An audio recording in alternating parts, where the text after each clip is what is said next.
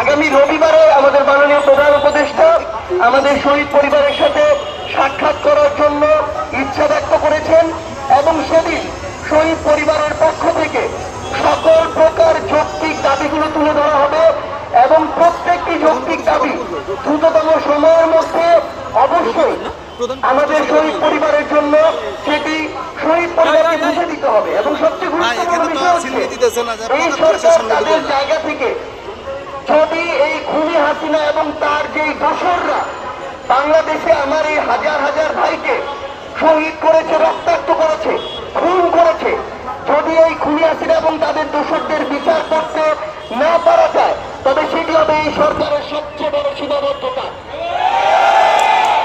এবং এটি আমরা আমাদের জীবনের বিনিময় হলো এই অন্তর্বর্তীকালীন সরকারের সময় আমরা এটি আদায় করে নিব। এই খুনি হাসিনার হুকুমে আমার শত শত ভাই বোনকে হত্যা করা হয়েছে। সেই খুনি হাসিনা ভারতে বসে ভিডিও কনফারেন্সে নির্লজ্জের মতো বক্তব্য দেয়।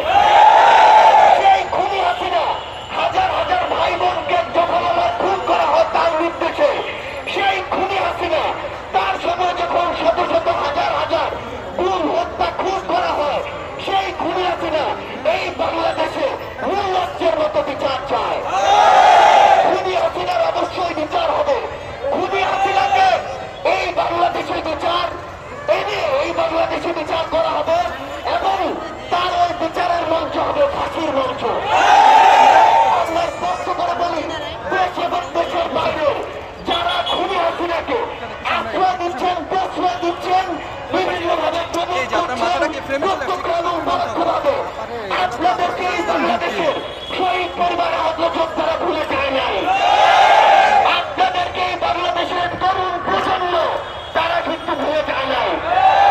তারা ওই অভ্যুত্থানে একসাথে ঐক্যবদ্ধ রাজপথে নেমেছিল, প্রয়োজন হলে আবার রাজপথে নেমে আপনাদেরকে বিচার করা থেকে শুরু করে আপনার অস্তিত্ব কিভাবে এই বাংলাদেশে আপনার অস্তিত্ব নিয়ে আপনি চলেন সেটা আপনাকে বিচারের সম্মুখীন করে আপনাকে বুঝিয়ে দেওয়া হবে এই বাংলাদেশের শহীদ পরিবার কি পারে, আহত যোদ্ধারা কি পারে, তরুণ প্রজন্ম কি পারে।